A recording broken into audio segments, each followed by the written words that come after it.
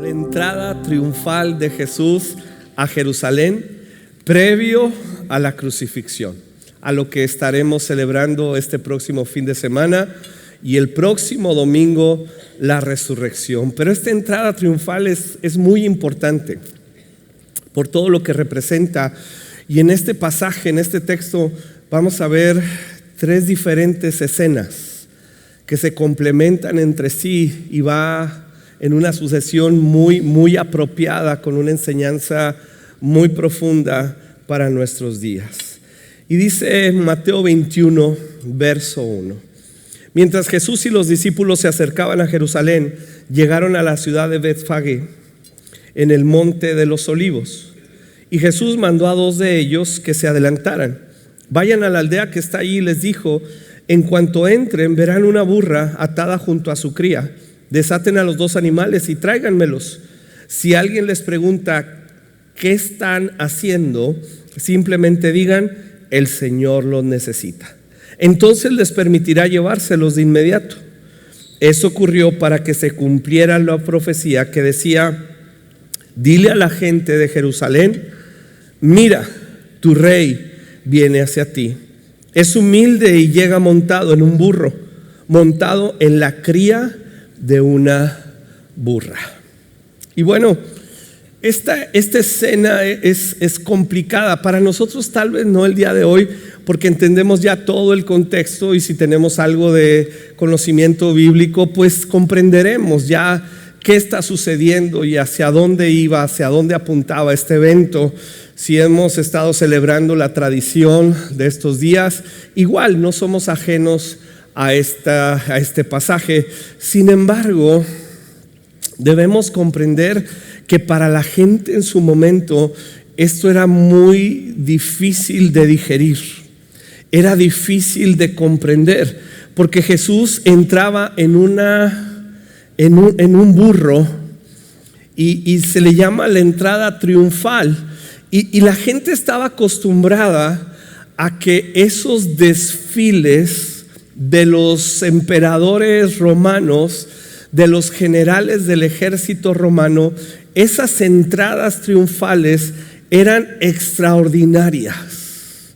Era algo extraordinario, era un gran desfile lleno de caballos de guerra, llenos de carros de guerra, de guerreros, de mucha música, de mucho grito, de mucho alarido.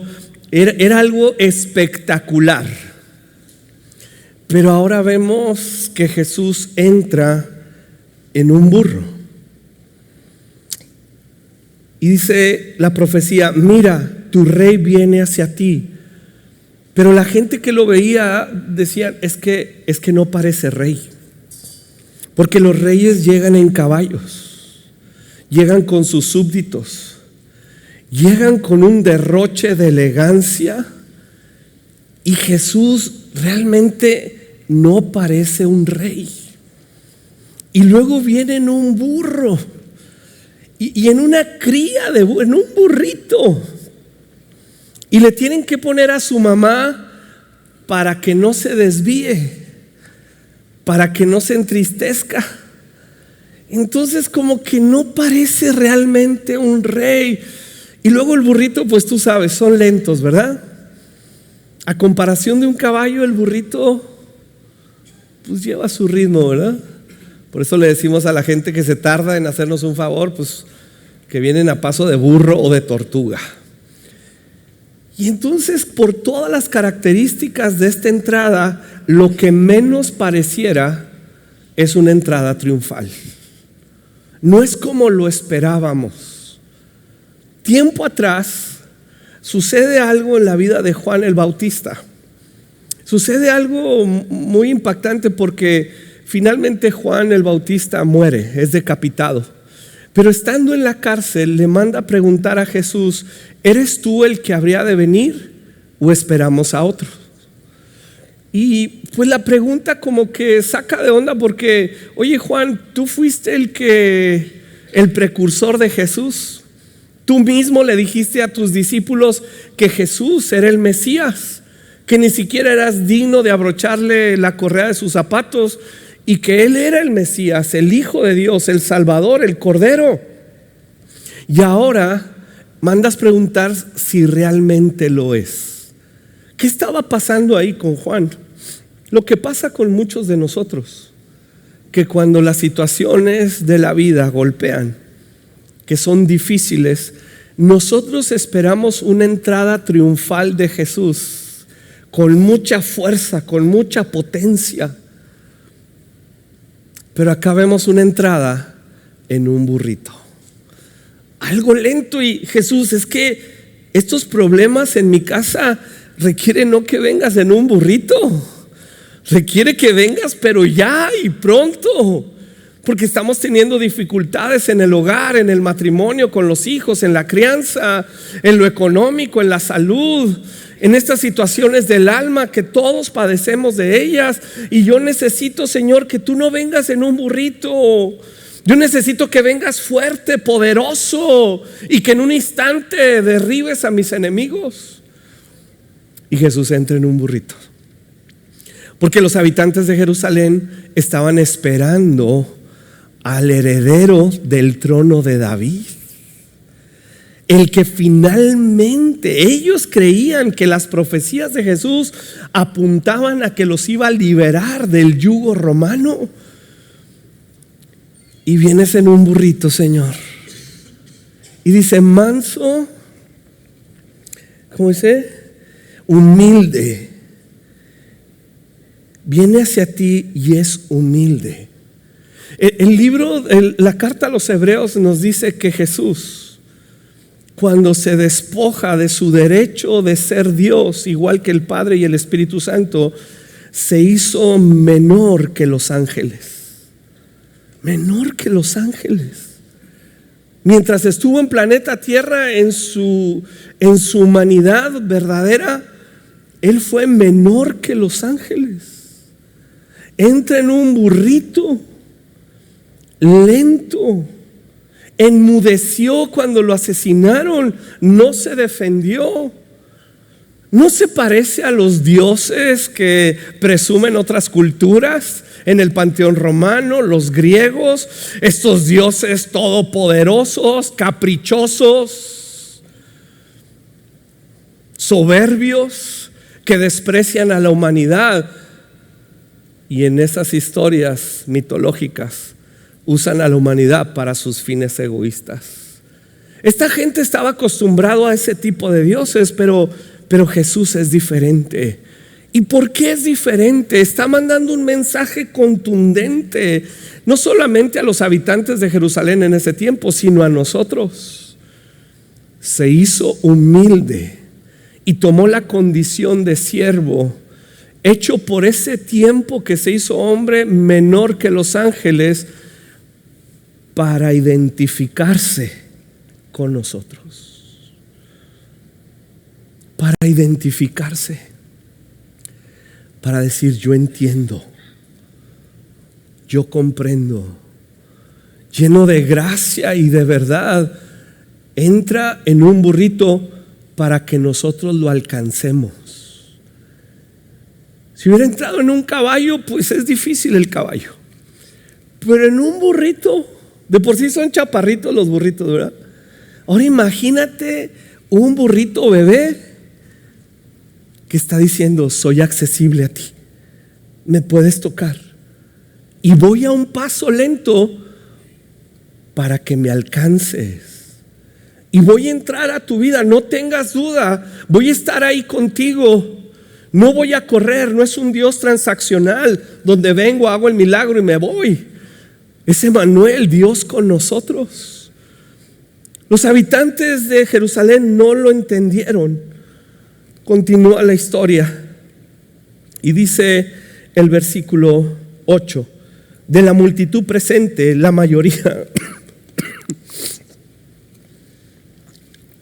mayoría tendió sus prendas sobre el camino delante de él, y otros cortaron ramas de los árboles y las extendieron sobre el camino. Y Jesús estaba en el centro de la procesión, y toda la gente que le rodeaba gritaba: alaben a Dios por el Hijo de David. Reina Valera traduce ese alaben a Dios como Hosana. ¿Cuántos han escuchado esa palabra? Hosana, muy común. Y Hosana tiene una traducción muy particular, porque sí llega a ser una alabanza, pero son esas alabanzas que exigen la manifestación de Dios. Hosana literalmente se traduce sálvanos ya. Si es que tú en verdad eres el hijo de David, el heredero del trono, el comandante supremo del ejército de Israel, y demuestras esas glorias de nuestro rey David, si realmente tú eres quien dicen que eres, sálvanos ya. Quítanos el yugo de los romanos, ya. Y añaden, ahora sí, una alabanza: bendito el que viene en el nombre del Señor. Alaben a Dios en el cielo más alto. Y toda la ciudad estaba alborotada a medida que Jesús entraba. Y luego se preguntaban: oye, ¿y quién es este? O sea, aquí estamos gritando y estamos exigiendo, pero realmente ¿quién es? Y ellos mismos se contestaban: es Jesús, el profeta de Nazaret, esa ciudad pequeñita, ya sabes. Pero es el profeta. Ellos no consideraban a Jesús realmente como el Mesías. No lo consideraban como la promesa de Dios a Abraham. No comprendían lo que significaba la función del heredero del trono de David. Ellos decían: es un profeta, trae un mensaje, hay una manifestación del poder de Dios, sana, libera, resucitó a algunos muertos, multiplica los alimentos. Es como un profeta nada más. El evangelista Lucas nos proporciona otro dato importante de este evento. Y dice que al acercarse a Jerusalén, Lucas 19:41, Jesús vio la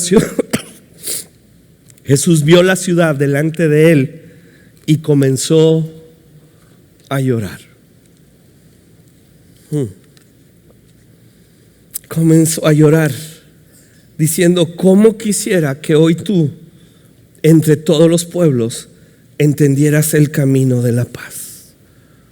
Comenzó a llorar porque él deseaba que la gente, al verlo en ese burro, lo viera como Dios accesible. Y de nuevo, los dioses en ninguna religión, no hay religión.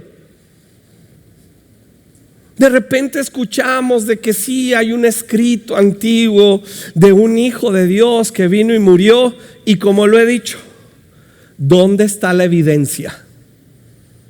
Porque yo puedo decir que la luna es de queso, y tú me debes de creer hasta que te traiga una quesadilla de la luna. No hay evidencia. Pero cristianismo tiene evidencia histórica, no subjetiva de fe. Eso viene después. Evidencia histórica, arqueológica, que nos dice que Jesús es el Hijo de Dios. Y ese Dios sangró. No hay otro Dios que sangró. No hay otro Dios que fue tan valiente hasta la cruz. No hay otro Dios que lloró cuando, lleno de compasión, nos ve cegados en nuestra humanidad, en nuestros deseos egoístas, en querer a Dios como un cajero automático nada más para una transacción de bendición. Jesús ve a los habitantes de Jerusalén y llora porque dice: no están comprendiendo que este es el momento de su salvación, es el momento de su paz. Jesús sabía que venían días en el año 70 cuando el emperador Tito, el emperador romano, destruiría Jerusalén y destruiría el templo. y no quedaría piedra sobre piedra como lo profetizó antes. Él sabía lo que venía para Jerusalén, para los habitantes de Israel, que ya había sucedido en la antigüedad, cuando los saquearon los babilonios y se los llevaron cautivos, cuando los asirios, los sirios, tiempo más atrás los filisteos y toda esta gente que constantemente los saqueaba. Dice: por fin ha llegado el momento de tu salvación, de tu paz, de tu alegría, el cumplimiento de la promesa de Abraham. Pero no lo estás comprendiendo, porque esperabas a un rey sentado en un caballo con un desfile pomposo. Y de pronto te es tropiezo que el Rey de Gloria entre en un burro. Fue lo que le contestó Jesús a Juan el Bautista cuando le mandó a preguntarle a Jesús: ¿eres tú el que habría de venir o esperamos a otros? Jesús responde a Juan a través de este mensajero: díganle a Juan que los ciegos ven, que los paralíticos caminan y que es anunciado el evangelio de la paz. Y bienaventurado el que no halle tropiezo en mí. ¿Cuándo encontramos tropiezo en Jesús?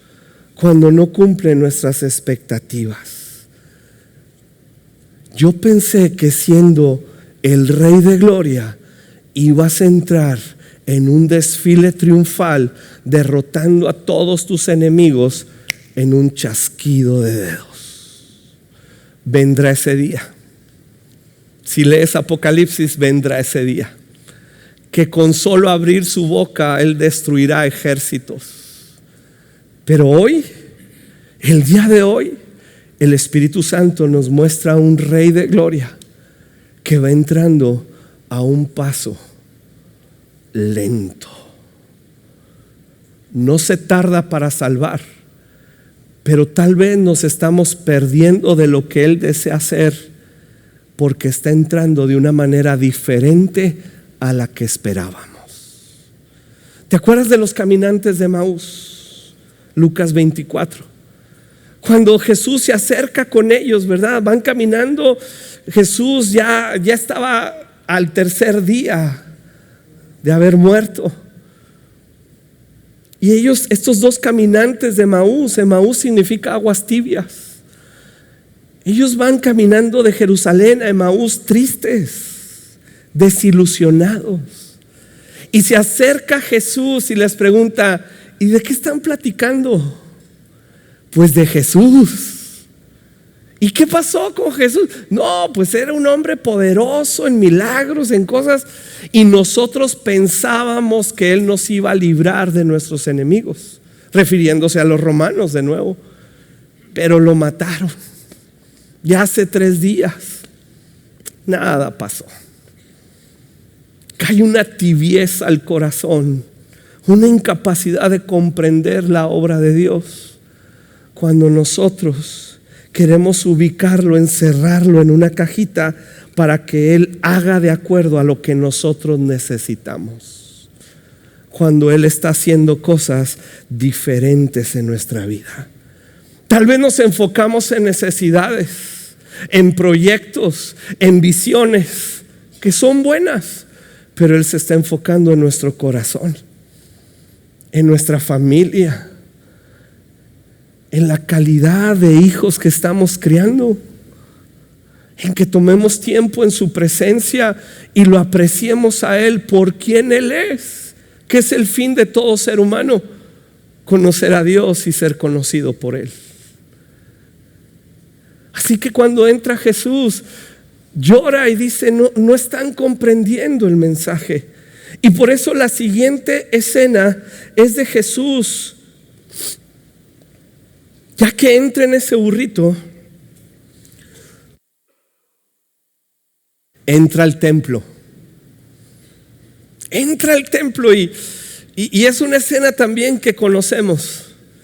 Entró al templo y comenzó a echar a todos los que compraban y vendían animales para el sacrificio, y volcó las mesas de los cambistas y las sillas de los que vendían palomas. Les dijo: las escrituras declaran, mi templo será llamado casa de oración, pero ustedes lo han convertido en una cueva de ladrones. La gente no estaba comprendiendo que era Jesús el Mesías, no Jesús el profeta. Ellos estaban todavía con una visión muy terrenal, muy humana y carnal de quién era Dios. Entonces el Señor se baja del burro, entra al templo donde era el lugar de adoración, donde se deberían haber leído los escritos de Moisés, que hubiera alguien que le diera sentido a la ley de Moisés y la explicara al pueblo. Y él entra al templo y en lugar de encontrarse con un lugar de adoración, ve gente hablando de lana, transándose unos a otros. Los cambistas, o sea, la gente traía la moneda del lugar de origen que venían y tenían que cambiar por una moneda exclusiva del templo. Y con esa moneda del templo comprar los animalitos para el sacrificio. Y transaban a la pobre gente, les robaban y finalmente les vendían animales defectuosos. Porque para el sacrificio los animales debían tener ciertas características. Palomas, corderos, eran animales enfermos, eran animales mutilados. Era el desperdicio que ya no querían, pues te lo vendemos para el sacrificio. Y entonces entra Jesús a ese templo de adoración que debió haber funcionado por años como un lugar donde a través de la palabra de la ley, de la adoración, ellos comprendieran quién es Dios. Y se encuentra con vicios, con gente transa, mentirosa, y él entra y limpia todo. Entonces ves a Jesús por un lado que viene en un burrito, que viene llorando porque no comprende la gente, que viene manso y humilde, pero de pronto el celo de Dios por su casa se enciende y agarra un látigo, un chicote y voltea las mesas y vámonos para afuera. Dios no va a ser tolerante, es paciente, pero no va a tolerar que su templo, el templo del Espíritu Santo, esté lleno de ladrones. Y yo soy uno de ellos. Así que viene Jesús y lo que celebramos en estos días es que Él va a entrar al templo y va a llegar en un burrito. Va a llegar de una manera silenciosa y la voz del Espíritu Santo, suave, amable y apacible, nos va a hacer ver que aquí adentro hay cosas que tienen que ser echadas fuera. En preparación para la crucifixión está haciendo esto Jesús. Y no es un ritual por el cual nos purificamos, no, eso ya quedó atrás en el antiguo pacto. Es un estilo de vida donde Jesús está constantemente entrando a nuestros corazones y limpiando el templo del Espíritu Santo. Una vez que limpia el templo, viene una hermosa escena en el versículo 11, donde los ciegos y los cojos se acercan a Jesús y Jesús los sanó. La escena anterior es Jesús enojado, volteando las mesas, echando para afuera a los ladrones. Pues era para que la gente dijera: híjole, está enojado, ni te le acerques ahorita, ¿verdad? Pero esta gracia y verdad de la cual Jesús, en perfecto balance y armonía, expresa a los humanos, es como un imán que atrae. Y los cojos, los paralíticos, los ciegos, pudieron encontrar en Jesús. Tal vez ellos vieron lo que la multitud no vio. Tal vez ellos apreciaron a este Dios que venía en un burrito, a un paso lento, y ellos pudieron identificarse. Así me he sentido toda mi vida, que voy en un burrito que no avanza, que no llega a una vida plena. Él se parece a mí. No sé los ciegos cómo lo hicieron, si alguien se los platicó. Y entonces se acercan, son atraídos a ellos. A él, perdón. Y cuando oyen y ven, echó fuera estos ladrones del templo.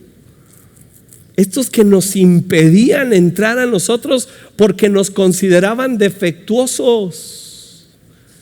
Y ellos eran unos desgraciados. Perdón por lo de ellos. Se acercan a Jesús lleno de gracia y de verdad y reciben el consuelo, la sanidad y la bondad para sus vidas. En eso los líderes religiosos se enojan, como siempre. Siempre el religioso se va a enojar con esto. Siempre va a poner trabas. Dice, los principales sacerdotes y los maestros de la ley religiosa vieron esos milagros maravillosos, pero no creyeron. Oyeron que hasta los niños del templo gritaban: alaben a Dios por el Hijo de David. Sin embargo, los líderes estaban indignados. Wow. Y le preguntaron a Jesús: ¿oyes lo que dicen esos niños? Sí, contestó Jesús. Y qué raro que ustedes no han leído en las Escrituras donde dice: a los niños y a los bebés les has enseñado a darte alabanza. Termina con esta hermosa escena de los niños que, a diferencia de la multitud, reconocieron en Jesús no al profeta, no al sanador, sino al Hijo de Dios. Y los niños conectaron su corazón con Él, y a eso los religiosos los enfureció.